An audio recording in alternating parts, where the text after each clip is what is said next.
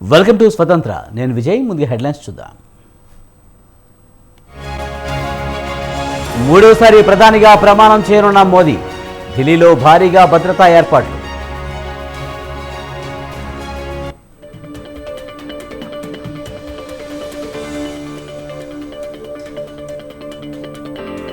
కేంద్ర మంత్రివర్గ కూర్పుపై కొనసాగుతున్న కసరత్తు. టీడీపీ జేడీయూలకు ప్రాధాన్యం కలిగిన శాఖలు దక్కే ఛాన్స్.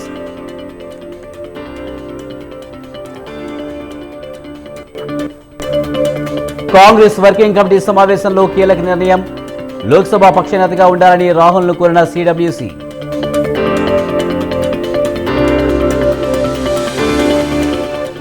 రామోజీ చేసిన సేవలు చిరస్మరణీయం. తెలుగు వారికి ఇదొక పెద్ద విషాదమన్న సినీ ప్రముఖులు.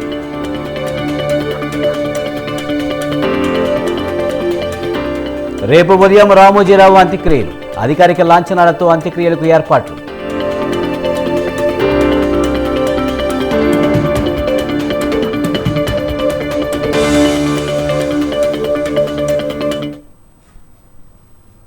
కేంద్రంలో కొత్త ప్రభుత్వం కొలువు తీరేందుకు సర్వం సిద్ధమవుతుంది. ఈ నెల 9న సాయంత్రం 7:15 ముచ్చటగా మూడవసారి ప్రధానిగా బాధ్యతలు చేపట్టబోతున్నారు నరేంద్ర మోడీ. ఇప్పటికే ఎన్డీఏ పార్లమెంటరీ పార్టీ నేతగా ఆయన్ను ఎన్నుకున్నాయి భాగస్వామ్య పక్షాలు.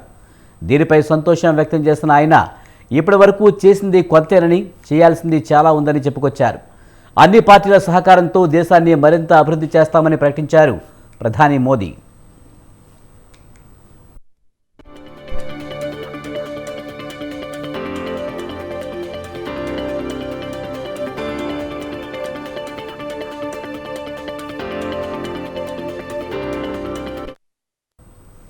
అటు నూతన ప్రధానిగా బాధ్యతలు చేపట్టిన నేపథ్యంలో బీజేపీ కురువృద్ధులు ఎల్కే అద్వానీ, మురళీ మనోహర్ జోష్ల ఆశీర్వాదం తీసుకున్నారు మోడీ.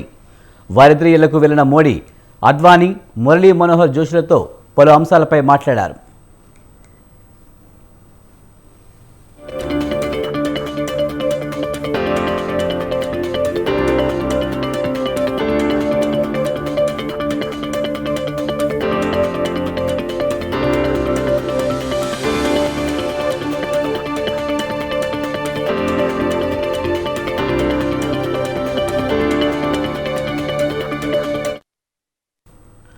మరోవైపు మోడీ ప్రమాణ స్వీకార మహోత్సవానికి రాష్ట్రపతి భవన్ వేదిక కానుంది. అట్టహాసంగా ఈ కార్యక్రమం జరగనుంది. వివిధ రాష్ట్రాల ముఖ్యమంత్రులు, రాజకీయ పార్టీలకు చెందిన అగ్రనేతలు, నాయకులు, వివిధ రంగాలకు చెందిన ప్రముఖులను మోడీ ప్రమాణ స్వీకార కార్యక్రమానికి ఆహ్వానించారు. అటు సార్క్ దేశాల నుంచి ప్రతినిధులు హాజరు కానున్న నేపథ్యంలో రాష్ట్రపతి భవన్ చుట్టూ కఠినమైన ఆంక్షలు అమలులో ఉన్నాయి.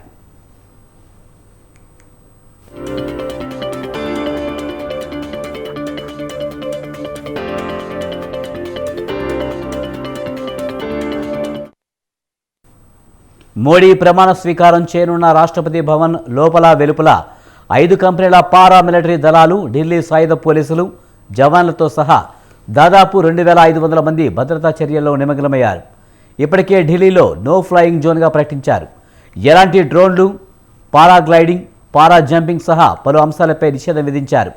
ఇంకా చెప్పాలంటే చీమ చిటుక్కుమంటే పసిగట్టే అత్యంత అధునాతన పరిజ్ఞానంతో గస్తీ కాస్తున్నారు.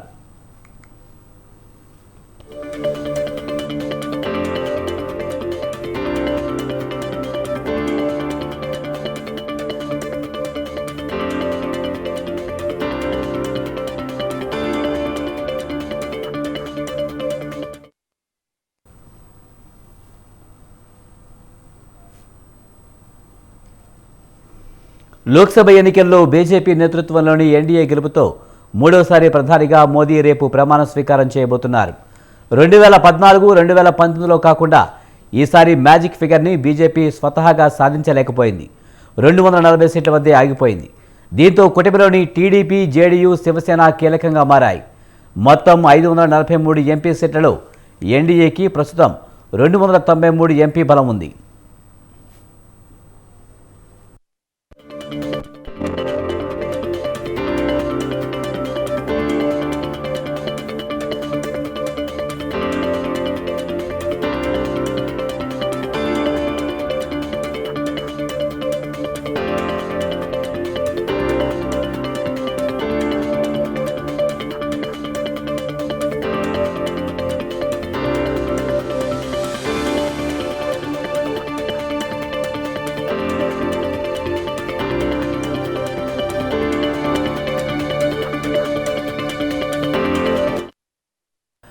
మోదీ 3.0 సర్కారులో మిత్రపక్షాలకు బెత్తులు ఖరారైనట్లు తెలుస్తుంది. చంద్రబాబు నాయుడు టీడీపీకి 4 మంత్రిత్వ శాఖలు, నితీష్ కుమార్ జేడీయూకి 2 మంత్రిత్వ శాఖలు దక్కే అవకాశం దాదాపుగా కన్ఫర్మ్ అయినట్లు తెలుస్తుంది. ఇప్పటికే జేడీయూ నుంచి 2 సీనియర్ నేతలైన లాలన్ సింగ్, రామ్నాథ్ ఠాకూర్ల పేర్లను ప్రతిపాదించింది. ప్రస్తుతం టీడీపీకి 16, జేడీయూకి 12 సీట్లు ఉన్నాయి.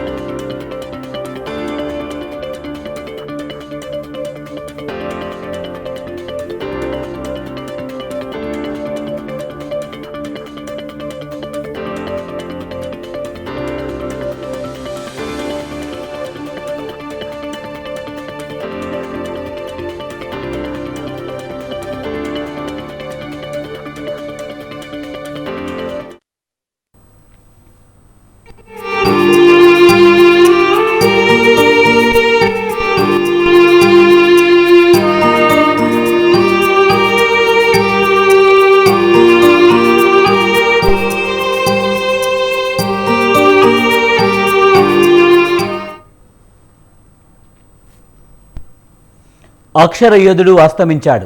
ఓటమి ఎరగని విజేతగా ఎందరికో స్ఫూర్తిదాయక సక్సెస్ మంత్రంగా నిలిచిన రామోజీరావు ఇక లేరు. గెలిపే లక్ష్యంగా సాగిన ఆయన జీవిత ప్రయాణం అందరికీ ఆదర్శం. రామోజీరావు మరణ వార్తతో పాత్రికేయ, రాజకీయ, సినీ రంగం తీవ్ర విషాదంలో మునిగిపోయింది.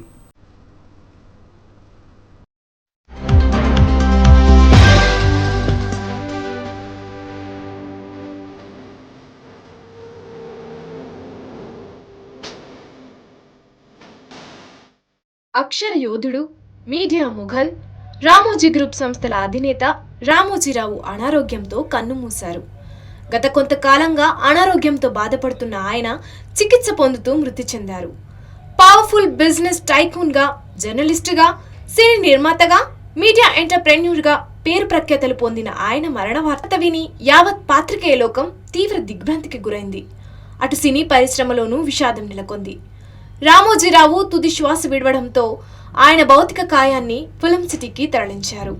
పాత్రికేయ, సినీ, రాజకీయ ప్రముఖులంతా పెద్ద సంఖ్యలో అక్కడికి తరలివచ్చి నివాళులర్పించారు. ఆయనతో ఉన్న అనుబంధాన్ని గుర్తు చేసుకుని కన్నీటి పర్యంతమయ్యారు.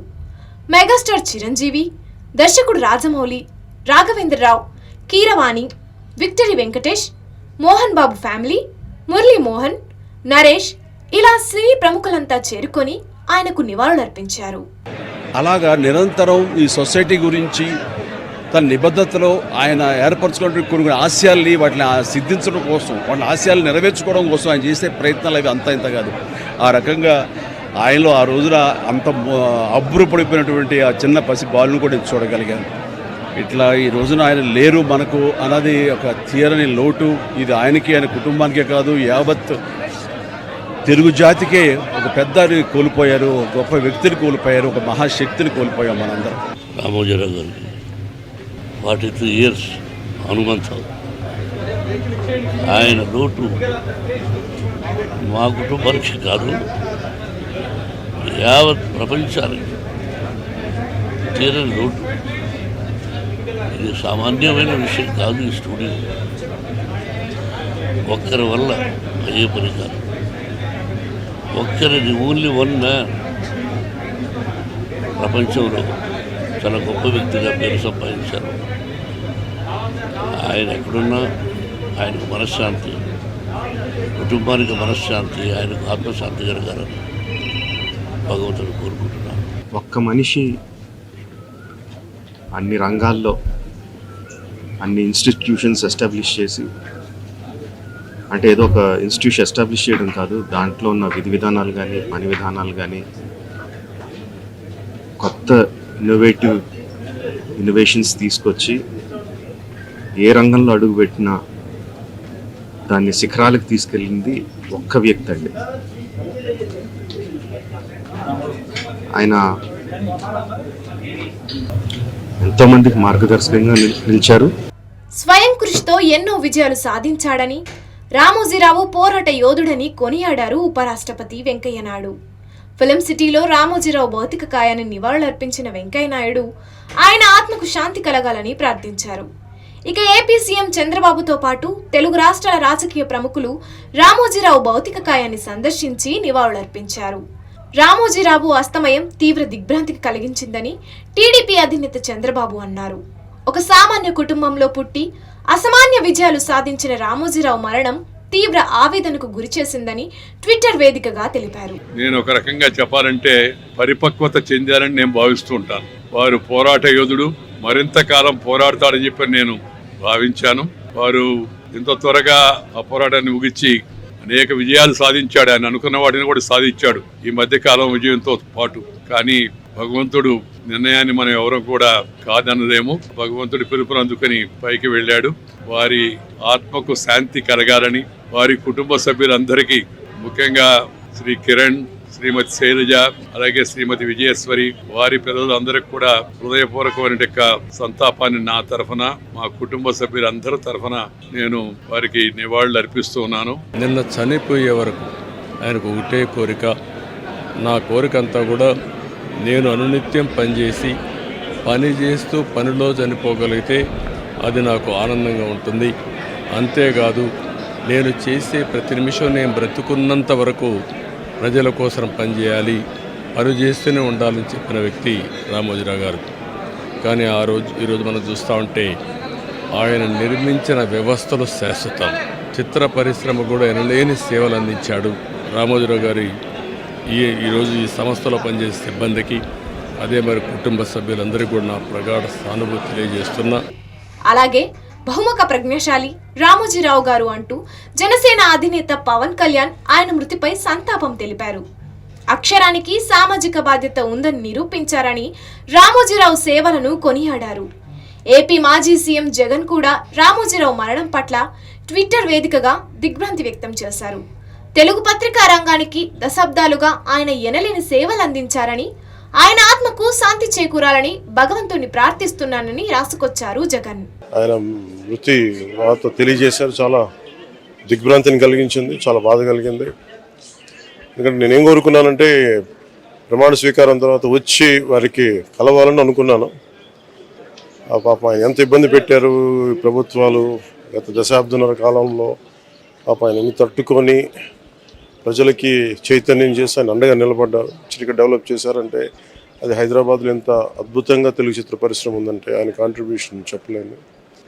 వారి కుటుంబానికి, ప్రతి ఒక్కరి కుటుంబ సభ్యులకి, అలాగే ఈనాడు గ్రూప్ ఆఫ్ కంపెనీస్ వారందరికీ కూడా నా జనసేన తరపు నుంచి, నా తరపు నుంచి వారికి నా సంతాపం తెలియజేస్తాను. నాకు personally one of the most inspirational figures Ramoji Rao గారు.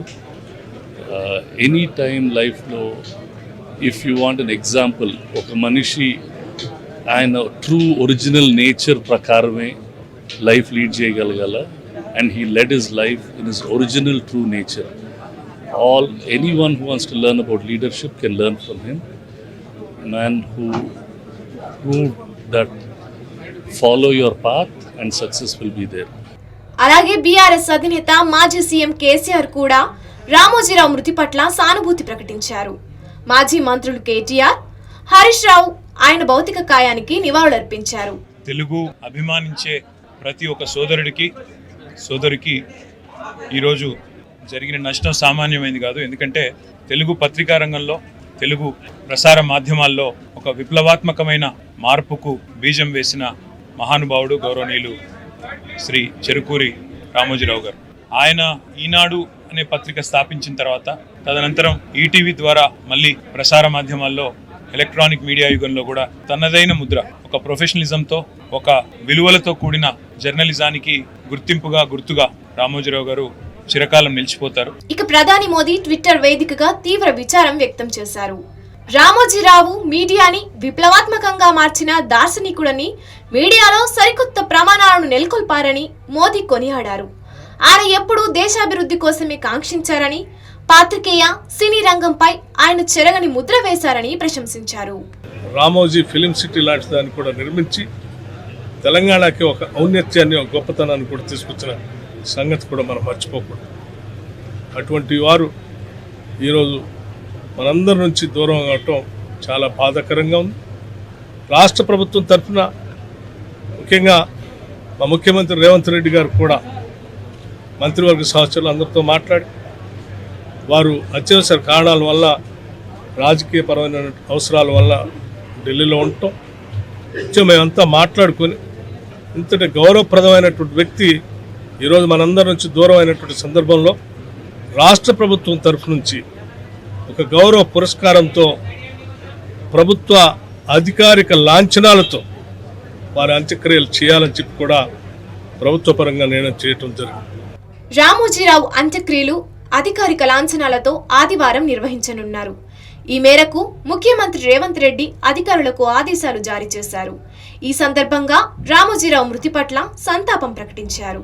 రామోజీరావు సేవలను కొనియాడిన ఆయన తెలుగు జర్నలిజానికి విశ్వసనీయత, తెలుగు పారిశ్రామిక రంగానికి విలువలు జోడించారని గుర్తు చేశారు. రామోజీరావు ఆత్మకు శాంతి చేకూరాలని భగవంతుణ్ణి ప్రార్థిస్తున్నానన్నారు. సిడబ్ల్యూసి సమావేశం కోసం ఢిల్లీ వెళ్లిన రేవంత్ రెడ్డి అంత్యక్రియల ఏర్పాట్లను పర్యవేక్షించాలని అధికారులను ఆదేశించారు.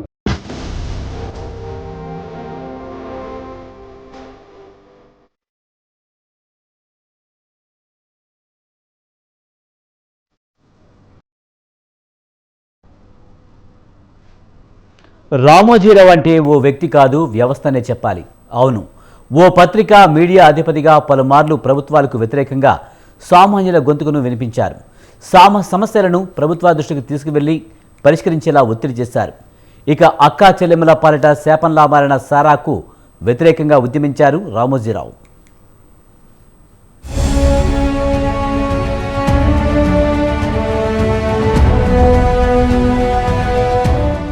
ఈనాడు ఈ పేరు చెబితే వినిపించేది మొదటగా సామాన్యుల గొంతుకే. నిజమే, ప్రజల కష్టాలు, కన్నీళ్లు, సమస్యలు, ఇలా విషయం ఏదైనా ఈనాడు తన గొంతుకను వినిపించేది, ప్రజల తరపున పోరాటం చేసేది. ఈ క్రమంలో అటువైపు ఉన్నది సర్పంచా, జడ్పీటీసీయా, ఎమ్మెల్యేనా, ఎంపీనా, మంత్రా, లేదంటే చివరకు ముఖ్యమంత్రా అన్నది కూడా చూసేది కాదు ఈనాడు.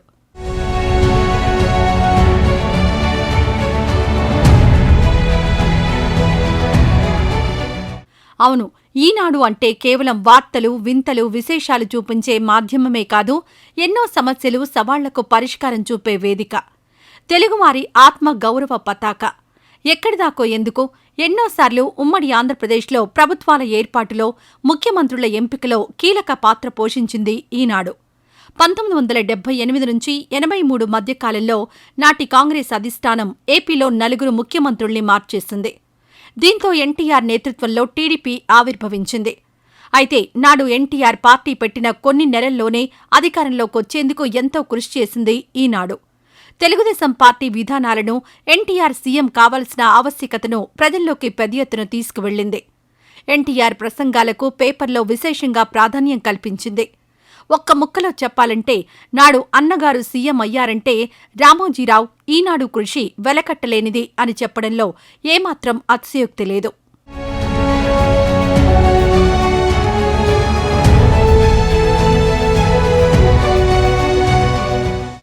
అయితే కేవలం ఇక్కడితోనే ఆగిపోలేదు ఈనాడు.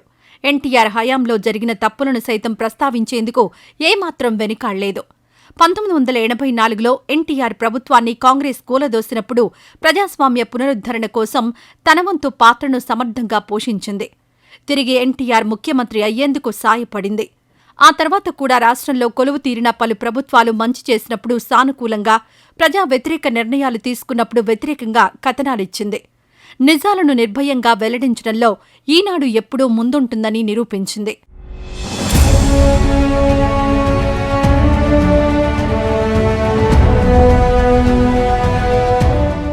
కేవలం ఇదే కాదు, సామాజిక ఉద్యమాలను సైతం ఈనాడు సమర్థంగా ముందుకు నడిపింది.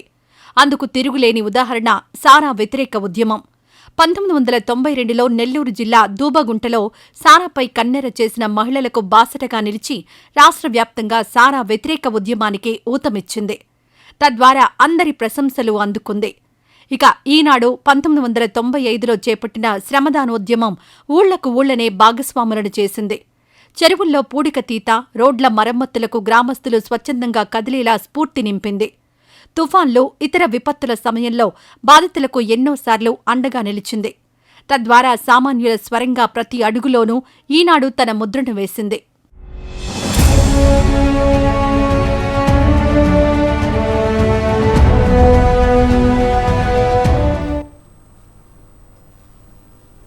క్రమశిక్షణ, సమయపాలన, నిబద్ధత రామోజీరావు నైజం. అందుకే ఏ రంగంలో అడుగుపెట్టినా అది సూపర్ సక్సెస్. ఇకపోతే తెలుగు సాహిత్య రంగానికి ఆయన చేసిన సేవ చిరస్మరణీయం. తెలుగు భాష, సాహిత్యాలపై మక్కువ, రచయితలంటే ఉండే గౌరవం, సొంత ఊరును దత్తత తీసుకున్న వైనం, ఇవన్నీ ఆయన వ్యక్తిత్వాన్ని మరో కోణంలో ఆవిష్కరిస్తాయి.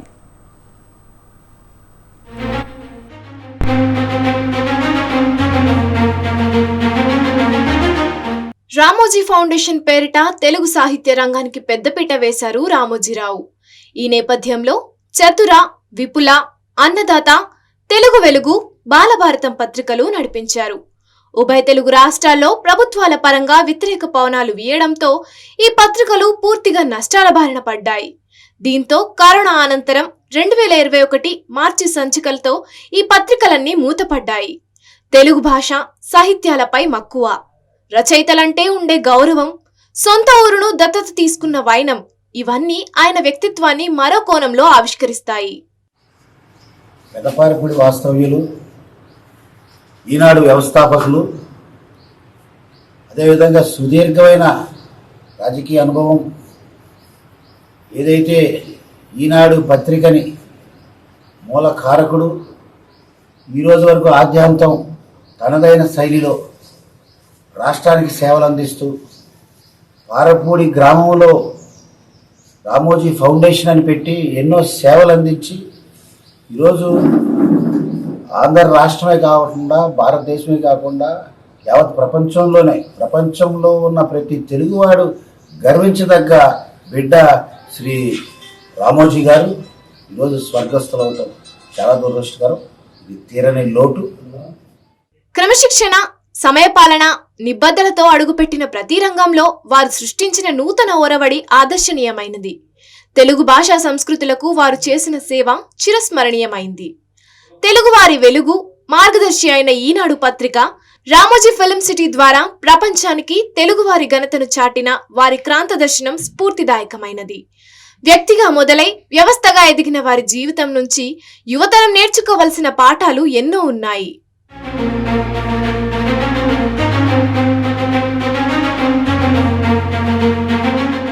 ఉషా కిరణ్ మూవీస్ బ్యానర్ ని స్థాపించి చిత్ర పరిశ్రమలో అద్వితీయమైన చిత్రాలను నిర్మించారు. విలువలకు ప్రాధాన్యమిచ్చే చిత్రాలనే ఆయన ఉషా కిరణ్ మూవీస్ బ్యానర్ పై నిర్మించారు. శ్రీవారి ప్రేమలేఖతో తొలి సినిమా విడుదల చేశారు. దాదాపు 4 దశాబ్దాల పాటు విలక్షణమైన కథాంశాలతో సామాజిక దృక్పథాన్ని వీడకుండా అద్భుత చిత్రాలను ఆవిష్కరించారు. 1987లో ప్రతిఘటన సినిమా చరిత్రను సృష్టించింది. అలాగే 1989లో మాడ పోరాటం, 1991లో అశ్వని వంటి ఆయన నిర్మించిన చిత్రాలు చిత్ర పరిశ్రమలో చరిత్రను సృష్టించాయి.